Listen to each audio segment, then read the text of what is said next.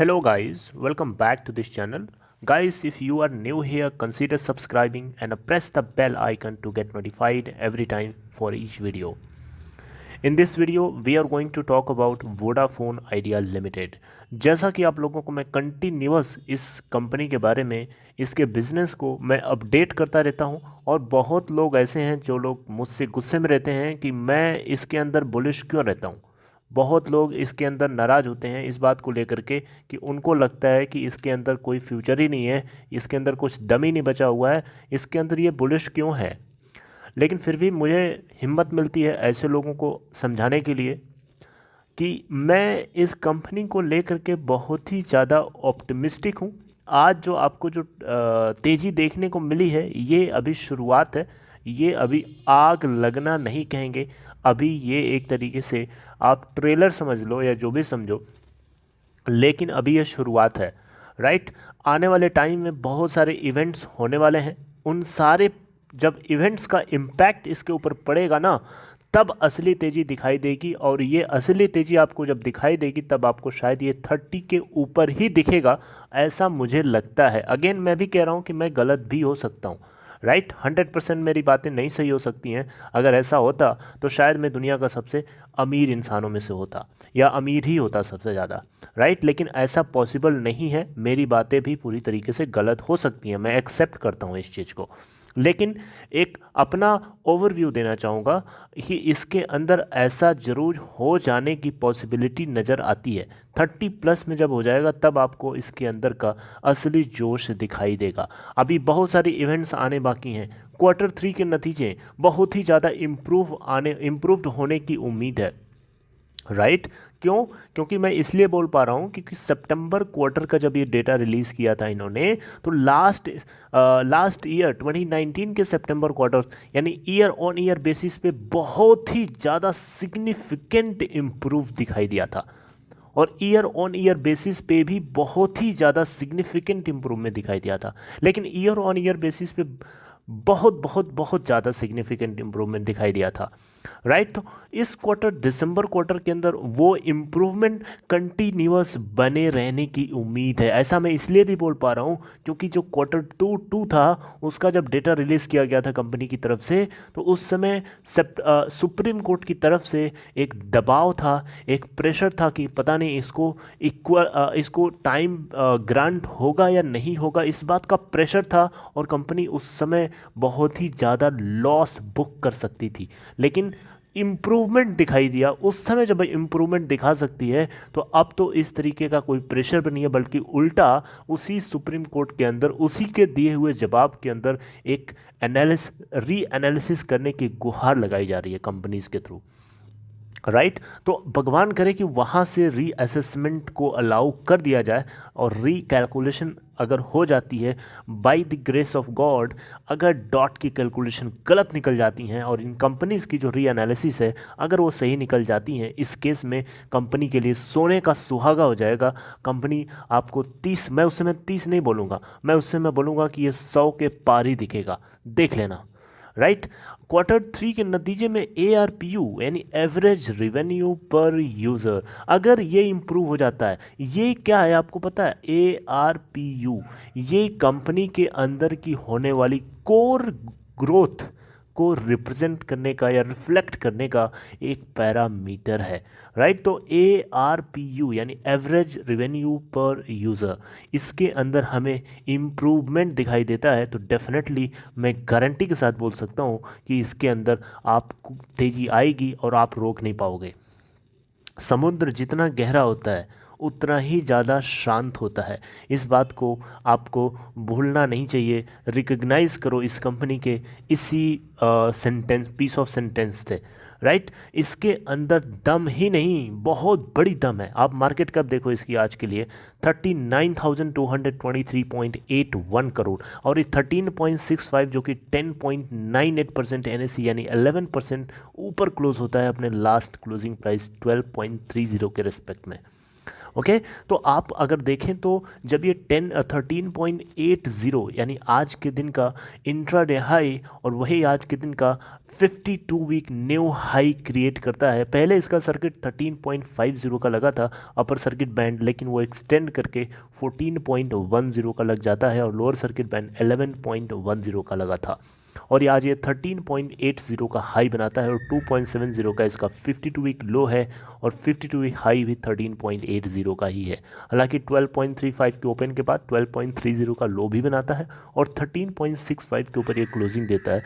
और वॉल्यूम अगर आप चेक करेंगे तो 1.2 बिलियन एनएससी के ऊपर और बीएससी के ऊपर वही 30 करोड़ के आसपास। अगर हम टोटल सम करेंगे तो 1.5 बिलियन के आसपास, जिसमें से 18.98% के आसपास की टोटल डिलीवरी एनएससी और बीएससी का मिला करके मैं बता रहा हूँ आपको। जब इसकी प्राइस 13.80 को टच कर रही थी उस समय इसकी मार्केट कैप देखने लायक थी, 39,500 प्लस करोड़ रुपए दिखाई दे रही थी। सपोज करो कि ये 13.65 से इसकी स्टॉक प्राइस मूव करके 50 के आसपास चली जाती है, by the grace of God suppose करो 50 के आसपास चली जाती है, उस समय ये मार्केट कैप आपको पता है कितनी दिखाई देगी? इमेजिन, आप कैलकुलेशन करके मुझे आप कमेंट बॉक्स में बता देना, मेरे पास कैलकुलेशन करने का इस समय टाइम नहीं है, मैं आपको कैलकुलेट करके किसी और दिन बता सकता हूँ, राइट। तो आप देखना उस समय ये मार्केट कैप अंदाजे से मैं आपको बताना चाहूँ तो 1 लाख करोड़ से ऊपर ही जा सकती है, होपफुली उससे बहुत ऊपर जा सकती है।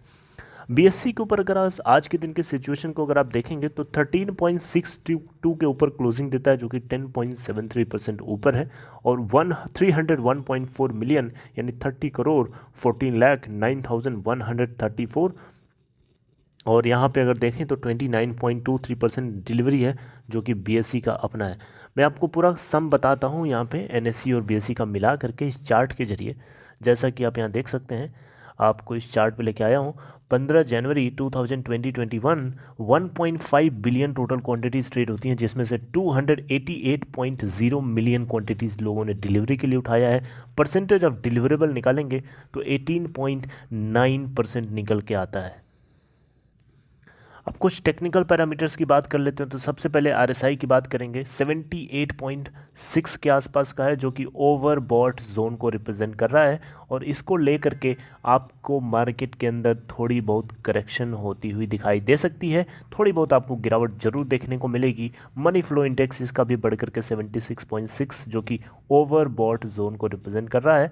इन दोनों पॉइंट्स से यही इंडिकेट होता है कि इसके अंदर थोड़ा बहुत करेक्शन आपको नेक्स्ट डेज यानी मंडे के दिन आपको जरूर दिख सकता है, उससे घबराने की ज़रूरत नहीं है, इसके अंदर करेक्शन होना तय है। MACD हालांकि इसको अभी भी बुलिश इंडिकेटर शो कर रहा है 0.6 वैल्यू के साथ में। और इसके अलावा अगर आप देखें मूविंग एवरेजेस को तो आप देख सकते हैं 200 डेज़ का मूविंग एवरेज 8.6 है, 100 डेज़ का 9.9 है, 50 डेज़ का SMA है 10.2 और 30 डेज़ का SMA है 10.7। रेजिस्टेंस और सपोर्ट टेबल लास्ट में पैरामीटर की बात करना चाहूँगा आपसे। ओके सो हियर आप देखें तो इसका पाइवोटेड पॉइंट अभी भी 12.28 के आसपास का है। रेजिस्टेंस अगर इसको ऊपर जाता है तो रेजिस्टेंस अपने सारे पीछे वाले रेजिस्टेंस को ध्वस्त कर दिया, ब्रेकआउट करके बाहर निकल चुका है। देखें अगर तो तीसरा जो इसका रेजिस्टेंस लेवल था 12.82 का था और उसको इसने तोड़ के रख दिया, राइट। और यहाँ पे सपोर्ट लेवल की अगर आप बात करेंगे तो सपोर्ट लेवल इसका है नीचे की तरफ 12.12 पे, फिर 11.93। ये पुराने सपोर्ट्स हैं, इनको ब्रेकआउट कर चुका है। अब नया सपोर्ट नेक्स्ट टाइम मार्केट जब खुलेगा तब अपडेट किया जाएगा, वो आपको मैं अपडेट जरूर करूँगा। Okay so this is all for this video. I hope you got positive information from here. आप लोगों को ऑप्टिमिस्टिक रहना है, उम्मीद रखिए। और अभी कंपनी के अंदर बहुत सारे इवेंट्स आने बाकी हैं।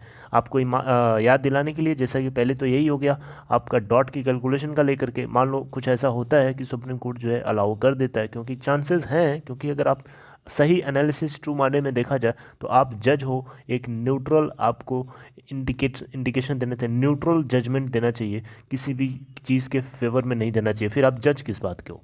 जज का मतलब ये थोड़ा होता है कि किसी साइड का फेवर लेना, बिल्कुल नहीं। जज का मतलब होता है कि न्यूट्रल पॉइंट पे खड़े होकर के आप जो गलत है उसको गलत, जो सही है उसको सही। ये चीज़ें सीधा सीधा by nature it should happen, right. अगर ऐसा हो सकता है तो चांसेस ज़्यादा हैं, क्योंकि जो इंसान इसके अंदर बैठा हुआ था, जो सिस्टम के अंदर था, उसके होने की वजह से चांसेस तो नहीं थे, लेकिन अब वो निकल चुका है, जिसकी वजह से ऐसा चांसेस है कि ऐसा हो जाए। नाम नहीं लेना चाहूँगा, मैं बात कर रहा हूँ, थोड़ी आपको समझ में आ गया होगा कि मैं किसकी बात कर रहा हूँ। ओके, तो आपको ऑप्टिमिस्टिक रहना है। और दूसरी खबर ये आ सकती है कि जो फंड को लेकर के जो रेजिंग की बात चल रही है, आपको अच्छे से पता है कि इसके अंदर आने वाले टाइम में बहुत जल्दी ही ड्यू डिलिजेंस ऑलरेडी कंप्लीट हो गई है। टर्म शीट जो है होती है, बाइंडिंग टर्म शीट जो है जल्दी से फाइल होने वाली है। बाइंडिंग टर्म शीट मतलब कि बाइंडिंग एग्रीमेंट होता है, जो फुल एंड फाइनल एग्रीमेंट होता है। उसके बाद ये चीज़ तय हो जाती है कि हाँ आगे क्या होने वाला है। बहुत सारे टैक्स इम्प्लीकेशंस होते हैं जिसको लेकर के ड्यू डिलिजेंस के टाइम पे थोड़ा टाइम लगता है उस चीज़ को एनालिसिस करने में, समझने में, सोचने में कि आगे क्या स्टेप लेना है, किस तरीके से करना है। ओके, तो ये एक दूसरा इवेंट हो सकता है। तीसरा इवेंट कंपनी का क्वार्टरली रिजल्ट हो सकता है। इसके अलावा चौथा इवेंट, कंपनी अपने नेटवर्क को लेकर के बहुत सारे इन्वेस्टमेंट करने की प्लानिंग कर रही है। पांचवा इवेंट जो हो सकता है वो है, आपको पता है स्पेक्ट्रम को लेकर के ऑक्शनिंग शुरू होने वाली है 1 मार्च 2021 से। तो देखते हैं कि उसके अंदर बूढ़ा आइडिया किस तरीके की कंट्रीब्यूशन करता है और क्या एक्सपेक्टेशन है। बहुत सारे इवेंट्स इस तरीके से लाइन में लगे हुए हैं जो इसके आने वाले स्टॉक प्राइस को ऊपर ले जाने के लिए बहुत तरीके से सपोर्ट करने वाले हैं। मीन फाइल आपको थोड़ा बहुत करेक्शन जरूर देखने को मिलेगा, तो उसके लिए आपको घबराने की ज़रूरत नहीं है। So this is all for this video. अगर आपको टीमेट ट्रेडिंग अकाउंट ओपन कराना है या आपके किसी दोस्त को ओपन कराना है जो नया है, उसके लिए डिस्क्रिप्शन बॉक्स में एक लिंक आपको मिलेगा, उसे क्लिक करके आप अपस्टॉक के अंदर अकाउंट ओपन करा सकते हैं। See you guys next time, till then take care of yourself and thank you for watching this video.